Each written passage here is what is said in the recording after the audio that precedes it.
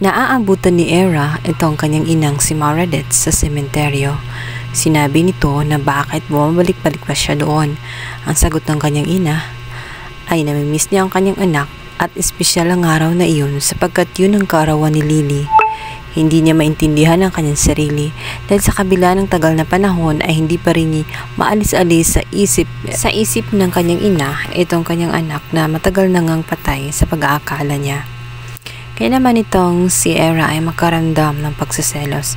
Sinabi nito na sana ay kalimutan na nga niya itong si Lilith o si Lily dahil nandyan naman siya.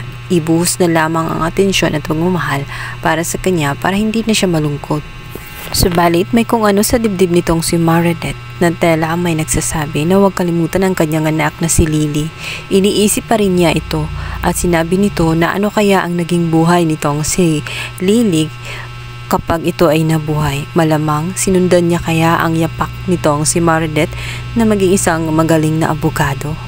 Dito naman ay napaisip itong si Era sapagkat alam niya ang katotohanan ng buhay ang kanyang anak at tinatago-tago niya hanggang ngayon. At walang iba kundi ang kanyang walang iba kundi itong kanyang mahigpit na kalaban na ito ang si Lilith.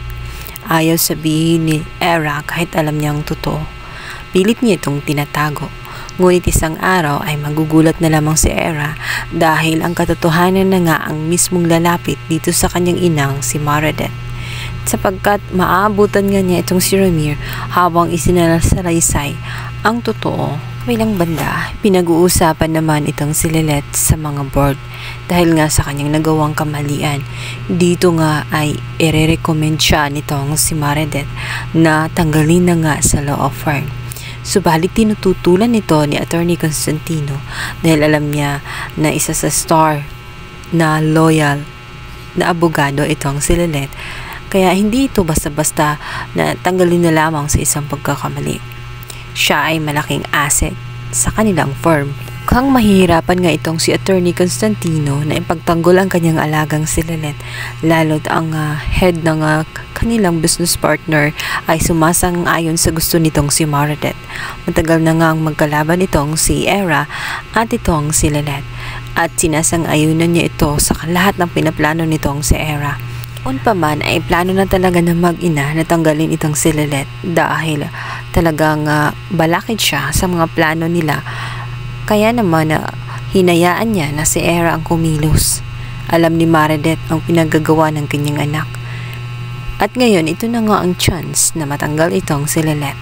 Sa kabilang banda, matapos ngang mapayuhan ni Tinang ang kanyang alagang si Lilith na kung talagang napaka-toxic na ng kanyang trabaho, maigi na ngang mag-resign siya at humanap na lang ng ibang pagtatrabahuan nang sa ganun ay maging payapa ang kanyang isipan at puso. Yun na nga at pagdating ay napag-usapan nila na hindi na nga niya aantayin ang naturang resulta kung anumang napagmitingan nila dahil siya na nga mismo ang magre-resign. Nagulat ang kanyang ka-team mag-iintong si Attorney Court at si Attorney Bonnie. Sinabihan siya nito na hindi siya dapat basta-basta magdidesisyon. Mahihirapan sila kapag wala na nga itong si Lilith dahil nasanay na nga siya at napakagaling na abogado nitong si Lilith kaya hindi papayag si Calorena at itong si Attorney Constantino na mag-resign nga siya.